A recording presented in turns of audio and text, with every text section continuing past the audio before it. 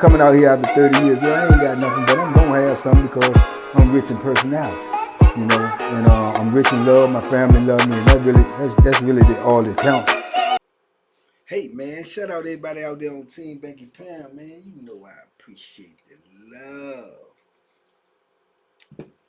Bam, boom, boom, bam, bam, boom, boom. I appreciate the support. It's fight night, man. Let's go, let's get it. Shout out to everybody out there on Team Banky Pam, man. Everybody who supports me, man. Everybody who supports the movement, man. Everybody who respects the Sugar Ray Robinson is the greatest of all times. Big love, man. TBP Nation, man. We out here. We still fighting the suspension, but we still thugging. We still, you know, in the same fight, different round. We still rumbling. We still rumbling. So long as we're alive and we got breath, we gonna keep on rumbling, man. We gonna do what we got to do. 2024 is not over. It's gonna be the year that we get bigger and better. We reached 100K. The next goal is 150. Let's go. Let's get it. The meet and greet is still on. We just putting all the plays together, but it's gonna happen. Sure as grits is groceries. So with that being said, man, big love, man. Y'all make sure y'all hit the like button, share, subscribe, and do all of that other good stuff. And leave comments, man. Talk to me, I talk back. Man, I don't know what made this come in my mind today, but I wanted to talk about it because it be quite a bit of this in penitentiary too. You know, you get dudes that come into penitentiary for whatever reason. You know, most of the time it be them dudes that get money, man. They be getting money on the street. You got dudes that got a knack to get money. They got a knack to get money. They got a nose for money, like bloodhound for the bread. But they not really gangster. You know, but when you getting bread on the street, you ain't really got to be gangster because you going to have gangsters around you. You know, like what they say, shooters. You going to have shooters around you. You know, I don't think, you know, from up my way, Rayful Edmonds, I don't think he was knocking nobody out, but he can get you knocked off. You know what I'm saying? So it's like that. So you have some of those type of dudes in the penitentiary, man. They just always know how to find their way to the money, but they not really built like that. But then you have dudes that get around them dudes, and them dudes is want to be bottom feeders. They want to get the money off of them, so they willing to crash out and do whatever it is that need to be done for those dudes to make sure that those dudes serve their purpose. You know, i.e. back when I tell y'all the video about Kent, like I told you, Kent wasn't no gangster by no means. But Kent knew how to get that money, and he always got money, and he always had dudes around him that, you know, put them paws on you or either, you know, put that Bethlehem in. So we going back to Gomez. You remember I told y'all about Gomez, right? Gomez was like that. He get that money. He know how to get money in the penitentiary and every way it was to get money. Gambling, hustling, drugs, parlay tickets, whatever it is, he knew how to get money. And that's all he did was get money. But he was more or less considered like a nerdy type dude. And, you know, he ain't do no working out, ain't do no nothing. He, you know, goofy looking or whatever. But he knew how to get money. And he kept a lot of dudes around him that, you know, was eating off of him. And most of the dudes that was eating off of him, them dudes would put some work in. Like I told y'all, he had the roommate Smoke. That's the same dude that I went in there and I was gambling with and I lost my stuff. And then I went back and robbed my stuff back. And it created a whole, you know, DC, you know, Richmond thing. You know, I was young.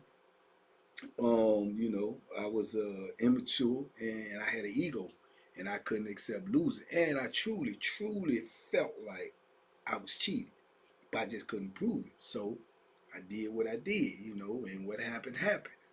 But, you know, Gomez had a couple of run-ins like that because of the simple fact that he stayed on the getting money tip and people would try to buck on him, but normally, like I say, somebody else will handle the situation. But then also, too, when he by himself, people might say, you know, slick stuff to him, talk greasy to him or whatever. And he was low-spoken, too. He spoke real soft and real low.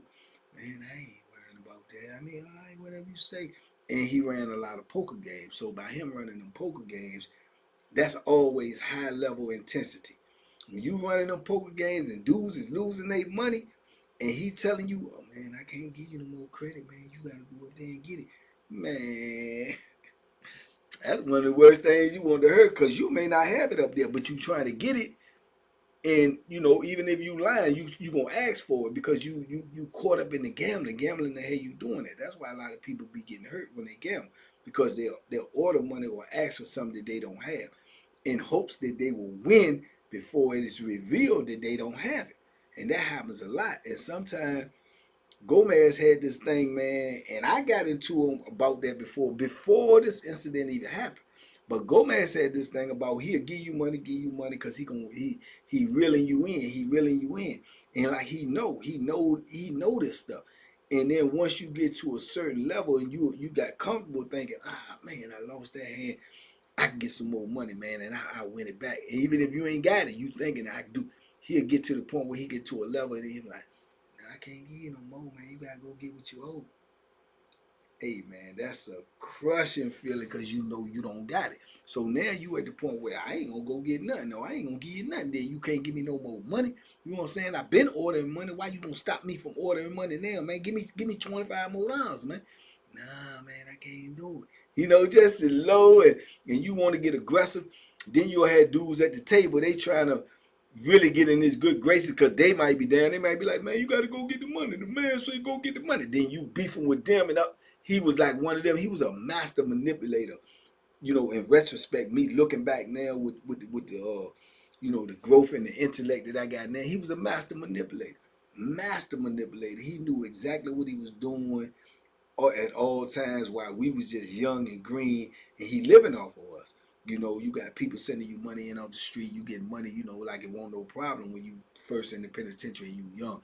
People worried about you on the street. They sending you money. Here it is, you in here gambling, messing up money, you know, asking for more money. And people sending it to you because they worried about you and they know you in a different environment. But man, Gomez was a master manipulator. That's why he kept a lot of stuff.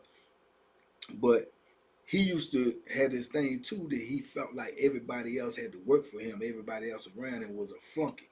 He had the superiority complex, even though he didn't have the bravado to go with it. He had the superiority complex. So he used to be around this young dude from Culpeper named Mike. And Mike was goofy. Man, Mike had some of the thickest glasses that yeah, some of the thickest glasses I can remember somebody having, right? He was blind as a bat, but he was cut up like a fifth of dope, man. He was big. He worked out every day, chest setting up. Young, though. He was a youngin'. Probably, well, at this time, we talking about young, man, like 21, 22. So he Gomez used to use him as a flunky all the time. Hey, go do this for me, man, or go get that for me, or go hold this for me. And he give him little stuff, hit him off, hit him off. But Mike was so goofy and Mike like joking and playing a lot, you know, like running his mouth, saying little slick stuff, you know. And Gomez ain't really like that, but still at the same time he felt like he was handling, you know, Mike because, you know, he had control over him by giving him what he wanted and doing this and doing that. But Mike still was reckless with his mouth. He was goofy. He was out of pocket to say things that he didn't realize exactly how much danger he could get in. Mike is the same dude I told you that was playing with the old dude Sims when Sims was playing chess. And Mike all big and everything kept playing, and Sims kept telling him to stay out of the game. He didn't want to stay out of the game, and he ended up getting, you know, getting a buck naked. Sims hit him with that joker. Sims used to box, and Sims was a certified killer. You know, he been in the penitentiary doing this time, I think, well over 20-something years. So he was like the vet in the part. And, you know, he had the little two gold fangs. So you already knew he was a player from the old school, you know. And then he, like I say, he had them hands. So that's the same Mike. So I guess at some point in time when you in penitentiary and you touching so much money in your hands and so many different things, you have to come to the point where if dudes look at you like you soft and dudes talking to you in all types of ways, you have to come to the point where you feel like you got to set an example. Why you got to, make it known that hey, I will do something if I have to do something. And I think Gomez came to that conclusion one time because of the way people, because he was like this too now. He was getting so much money. Sometimes if you buck on him, depending on how much money it was, 20, 30, 50, $60, $100 or whatever, he'd just say, go ahead. But you can't never get nothing else from him no more. And eventually, if you're into things in the penitentiary, and you was in that block, and you into certain things, you gonna need Gomez. You gonna need him because whatever it is, he gonna have it. He gonna have the cash. he gonna have the commissary, he gonna have the drugs, he gonna have the gambling. He'll just blackball you. He'll block you out of everything. You can't get nothing from me no more. You ain't never paid me last time. He one of them type of dudes. You know, you don't pay him, you buck on him. You on $40, you don't pay him. You know, and you just think, okay, well, I ain't had to pay that $40. I'm good. 4-5 months later, you know you in a bind. You need something. You owe somebody else, so you got to do this. You go, man. Look, man, let me get this money, man. I got this money. He gonna first thing he gonna say off the rip is, oh no, you still owe me. You know, remember 4 months ago you ain't give me that money, man. I can't help you. You know, but he ain't gonna get down on you about it. If he get down on your body, it's gonna be some big money, some drugs or something. Then, like I say, he probably had smoke or one of his little, little henchmen come at you and try to get the money. You know, but other than that, he just gonna cut you off. So I guess at some point in time, looking at it, he probably got fed up with it because he's still feeling like people don't respect him. They don't respect this gangster, and the reason why they didn't, because he didn't have no gangster. But so I guess he felt like he got to make a stand. So Mike had got real slick with him one day in the pod, and called him all outside his name because he had told Mike to go do something, and Mike ain't want to go do it. And he said, "Man, I'll tell you." And Mike started coming, "Man, you don't tell me what," because Mike was a little, unbalanced. So I guess Gomez wanted to make a statement, man. So when the game was over and everything, we go in for count, we come out for count, man. Gomez and let somebody put the battery in his back, like, you got to do something, man. You got to bust a move, man. These dudes keep on. And Gomez called him over to the cell and called him in there. And then they in there talking. You can just see them go in the cell. So they in there talking for a little while. And then you can hear little voices get a little loud. And then next thing you know, you heard a little ruckus. You see Mike backing out of the cell, swinging, and Gomez coming at him, clucking him with the lock in the sock. Bang, bang, bang. And I told y'all about this before. One of them stories, I feel like I did. But this was the whole incident. So Gomez clucking him, and he bagging up. Now, I'm going to tell you, man, you put 2 or 3 of them locks in the sock and double or triple them socks up, hey, man, you feel like you get hit with a sledgehammer. You feel like you get hit with everything you hit is going to hurt. So he clucking him, but I guess by him never really being in any type of physical altercation or knowing what he doing or really how to put the thing together, he might have used one sock, because the blocks came through the sock, because the sock will bust. Because on impact, you got the sock in the material, and then something hard is creating and it'll bust open. So the socks bust open and come out. The sock bust open and the locks come out and scatter across the floor. So then there he ain't got that. He got a feather duster. But he done clucked Mike a couple of times, so the Mike started putting them paws on him and hollering, man, and he couldn't do nothing. And then, dudes come to his rescue and get Mike up off him and everything, man. But, I say all that to say this, the moral of this is, man, in the penitentiary, it's going to come a time where, like I tell y'all all the time, you're going to have to put in some work yourself. Because people are going to try you in every way, shape, form, or fashion. You're going to have to be able to keep that up off of you. Now, no matter how many dudes you got around you that'll do something for you, it's going to come a time you're going to have to do something for yourself. Because you may not know, you may end up in the cell with somebody that, if they know you got some people that'll back your hand and they beefing with you and you in the cell with them, they going to put them paws on you while you're in the cell and going to do you real dirty so they can go to jail and never have to face the other guys, because they're going to do it while we're on lockdown. If we on lockdown or in there for a count and they bust you up because they know when the door's open, he going to go tell Joe, he going to go tell Blow, blah, blah, blah, blah, blah, and then they going to get down on you. So if he already know what he facing, I might as well just go ahead and face you, knowing that you ain't even, a formidable opponent. So that's what can happen. All of these type of things can happen. And or dude know that he owe you and he late with the money and you gonna eventually send somebody at him. He might just take off on you in the pod, or take off on you in the kitchen, or take off on you in the boulevard, so he can just get locked up right then and there, and he ain't got to deal with whatever you gonna send at him. So you're gonna have to have some type of, capabilities of defending yourself, man. You're gonna have to have some type of level of aggression. You're gonna have to have some type of level of that if I'm pushed too far, I do what I gotta do. And I guess he was trying to make a statement with that, with the move that he made, but it just ain't work out for him, right? But I can see that, now looking back in retrospect, because everybody was in shock. Gomez hit somebody with a lock, but he was. But like I told y'all too in a previous video, they say he got a brother that was in the system that was a cold killer. Cause after I had the incident with them, and it was turned into a DC Richmond thing. Dudes was telling me, cause I was the spearhead of the whole incident because it was between me and him, but it just, other people just got in it. But dudes kept telling me, man, you gotta watch out for his brother, man. You go somewhere else, cause like I say, you have a beef with this dude here, and you go to another camp. His brother might be on the other camp. His cousin might be on the other camp. His homeboy might be on the other camp. And the penitentiary pipeline, and oh yeah, man, such and such did this to such and such on that type of camp. And you might get on the camp with a dude, and he may not want no smoke with you, and he may don't care what happened over there because he got to deal with what's going on with him right here. But in his mind, that's how penitentiary work. He could be going through something bad.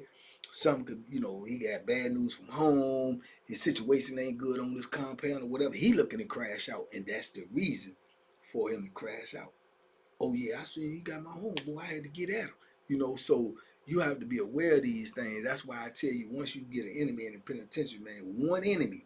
Once you get one certified enemy in the penitentiary, you are never safe again because you don't know who's who. You don't know who rock with this person. You don't know if they going by where they from. You don't know any of that stuff. So once you get one enemy, that's it. And you gonna get, and it ain't gonna take you long to get that because it just might be somebody who don't like you, might be somebody don't like the way you look, don't like where you come from, don't like how you walk across the pod to go to the microwave, don't like the fact that you got more commissary than him, don't like the fact that you go to the visiting room and don't nobody come visit them, don't like the fact that you get mail and they don't get no mail, don't like the fact that you can use the phone when you want and they ain't got nobody to call. All of these things that ain't got nothing to do with nobody else, but they'll make it their business, and that'll be the reason why they don't like you. That'll be the reason why they, looking at you funny. That'll be the reason why they start something with you. So, like I say, we done heard it over here before, and I done told y'all before, a couple of people that said, man, I did 8 years, or 10 years, or 17 years, or 20 years, I ain't never had no problem. I don't believe it. You may not never had no major problems. That could possibly be, the case. But you ain't never had no problems, nah. Or you ain't never had no problems that you dealt with head on. You might have had some and you shrinked up away from the problem and let the problem dissolve itself or whatever. But you're not gonna be in the penitentiary in that type of environment and don't have no problem because it's too much larceny.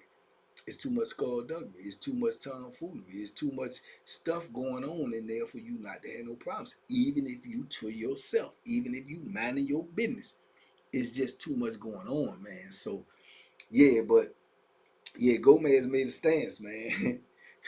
Gomez made a stance, man, and like I say, for the most part, even that though, it gave him some type of level of respect. It might not have made him a high level, but it still put that thought on somebody's mind that he'll bust a move.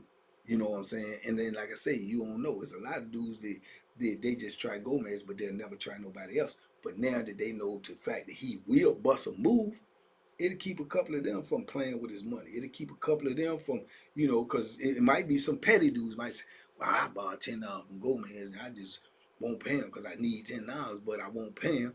He don't do nothing. And, I leave it at that. But now that might change their whole perspective. I don't know. I might be the one he try to hit me in the head. So it do some good. It always do some good to stand up for yourself, whether you in the penitentiary or not. You just have to have the courage to say that when you do stand up for yourself, man, it could go wrong and you could get hurt. And a lot of people just ain't willing to take that type of chance. But when you willing to take that type of chance, man, I think it's more beneficial to you than harmful. To just stand up for yourself, man. And but yeah, man, I just remember that, man. So like I say, man, I always remember, man. Hey, look, hey, a coward will hurt you. A coward will kill you. You know, it just depends on how they feel that day, you know, because everybody's capable of hurting everybody at any given moment. So, you know, I never underestimate nobody, man. Penitentiary taught me that, man. A child can kill you. Out here on the street today, we see it all the time. Kids pick up guns and take lives, man. So, but anyway, man, just a little quick story I wanted to give to y'all right fast, man. Just stay alert, man. Keep your notifications on, man. They got some new stuff coming to y'all, man. Some stuff that I think personally y'all gonna like. So I'm working on it, man. So just stay tuned, man. Stay locked in. Check your notifications. Check your status. Make sure you sub. The skullduggery is still in full effect. We still on suspension. We hoping to, you know, to remedy that soon. But as of right now, we still are. So make sure you also subscribe to Pure Deliciousness, because this is what we've been at lately, posting videos. So let's run them numbers up too. We ain't got number 13,000 subscribers. We got 100 over here. Where the rest of y'all at? Who you with?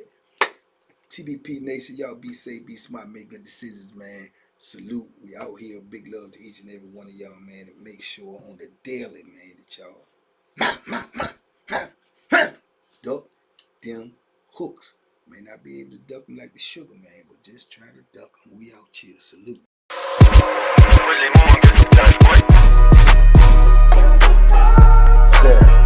The Banky special. Yeah. Pure deliciousness. Pure deliciousness, man. My name is Banky, man. Everybody calls me Banky. That's the name that I got from my grandmother when I was young. I'm coming out here after 30 years. Yeah, I ain't got nothing, but I'm gonna have something because I'm rich in personality, you know, and I'm rich in love. My family love me, and that's really all that counts.